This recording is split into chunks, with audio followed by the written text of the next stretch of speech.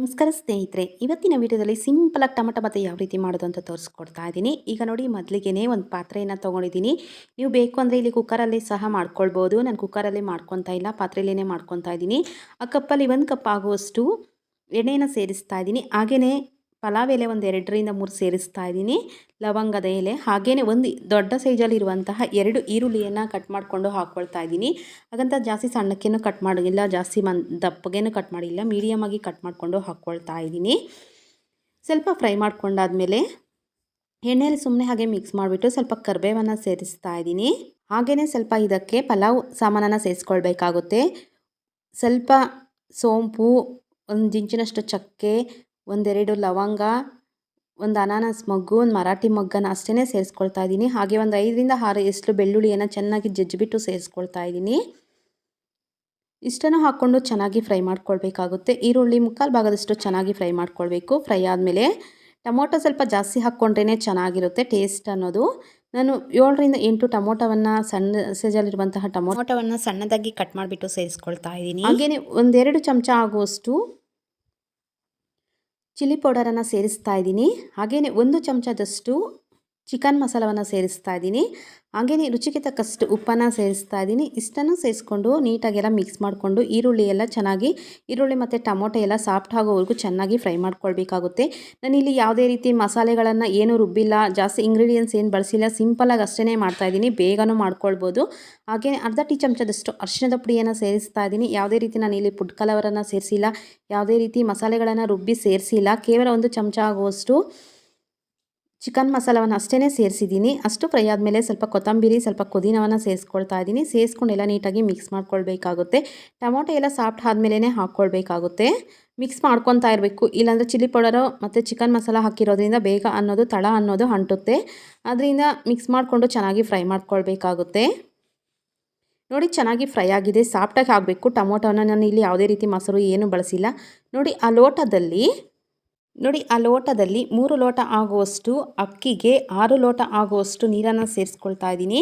ಇಲ್ಲಿ ನಾನು ಇನ್ನೂ ಒಂದು ಅರ್ಧ ಲೋಟ ಆಗುವಷ್ಟು ಜಾಸ್ತಿನೇ ಸೇರಿಸ್ಕೊಂಡಿದ್ದೀನಿ. ಯಾಕಂದರೆ ಅರ್ಧ ಲೋಟ ಜಾಸ್ತಿಯಷ್ಟು ಹಾಕ್ಕೊಂಡಿದ್ದೀನಿ ಅಂದರೆ ಅನ್ನ ಸ್ವಲ್ಪ ಮೆತ್ತಗೆ ಇರಲಿ ಅಂತ.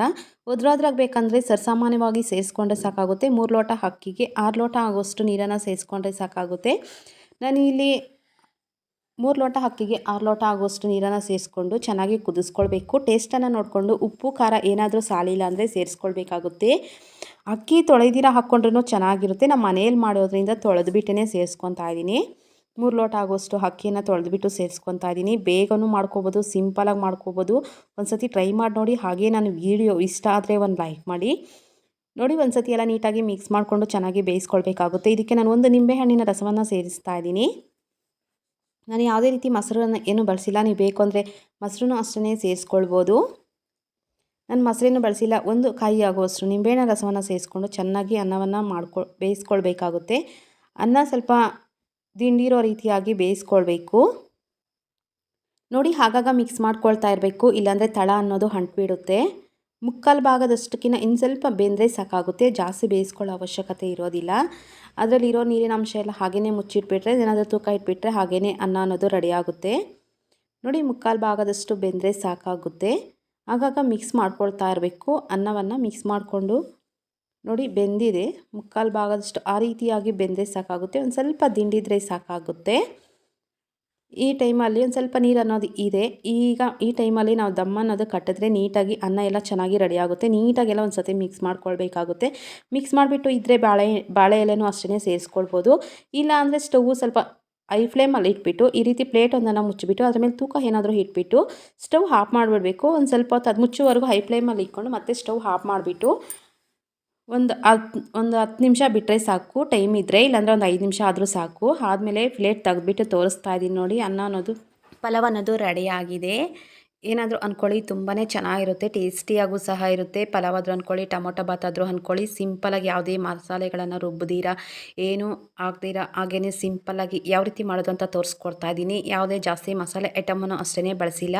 ಹಾಗೆ ನನ್ನ ವಿಡಿಯೋ ಇಷ್ಟ ಆದರೆ ಒಂದು ಲೈಕ್ ಮಾಡಿ, ಹಾಗೆ ಸಬ್ಸ್ಕ್ರೈಬ್ ಮಾಡಿ, ನಿಮ್ಮ ಫ್ಯಾಮಿಲಿ ಫ್ರೆಂಡ್ಸ್ಗೆ ಶೇರ್ ಮಾಡಿ. Thank you for the watching.